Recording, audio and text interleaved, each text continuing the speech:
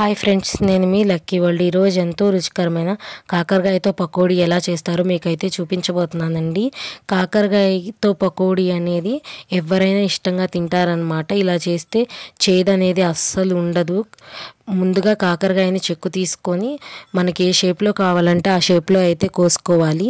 షేప్లో కోసుకున్న తర్వాత వీటిలో కొంచెం శనగపిండి, కొంచెం కార్న్ఫ్లవర్ అయితే యాడ్ చేసుకోవాలి.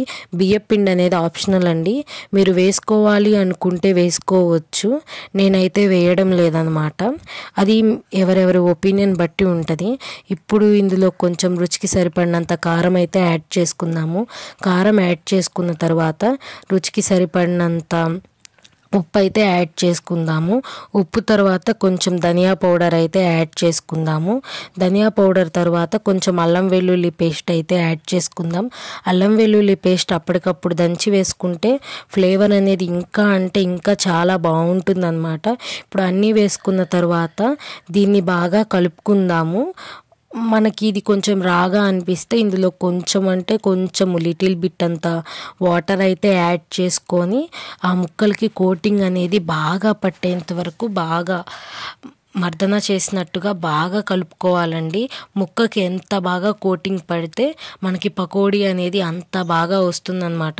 చూశారు కదా, ఈ విధంగా అయితే కలుపుకొని ఒక పావు గంట పాటు పక్కన పెట్టుకోవాలి. ఆ పావు గంట పాటు పక్కన పెట్టుకున్న తర్వాత బాండీ తీసుకొని కొంచెం ఆయిల్ అయితే తీసుకోవాలి. ఆయిల్ నేను తక్కువే తీసుకుంటున్నానండి, ఎందుకంటే మనం కాకరకాయలు వాడిన తర్వాత ఆయిల్ అనేది చేదొస్తుంది. మనం వాటిని ఇంకా ఏ కర్రీలోకి యూజ్ చేసుకోలేము కాబట్టి కొంచెం తక్కువ ఆయిలే యూజ్ చేసుకోండి. ఆయిల్ బాగా హీట్ అయిన తర్వాత మనం పక్కన పెట్టుకున్న కాకరకాయ మిశ్రమం అయితే ఉంది కదా, అదైతే వేసుకొని బాగా వేగనిద్దామండి. మీడియం ఫ్లేమ్లో ఉంచుకొని వేగనివ్వండి, ఎందుకంటే హై ఫ్లేమ్లో పెడితే తొందరగా వేగిపోతుంది. ముక్క అనేది చేదు అనేది అలాగే ఉంటుందన్నమాట.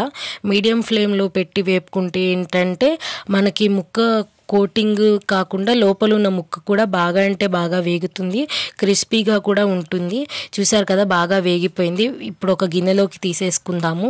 ఇంకా మిగిలిన మిశ్రమాన్ని కూడా ఇలాగే పకోడీలాగా వేసుకొని లాస్ట్లో కరివేపాకు ఉంటుంది కదండి, కరివేపాకు ఈ ఆయిల్లో వేసుకొని బాగా చిట్పట్లాడేంత వరకు వేపుకొని ఈ మన కాకరకాయ పకోడీలో వేసుకోవడమే.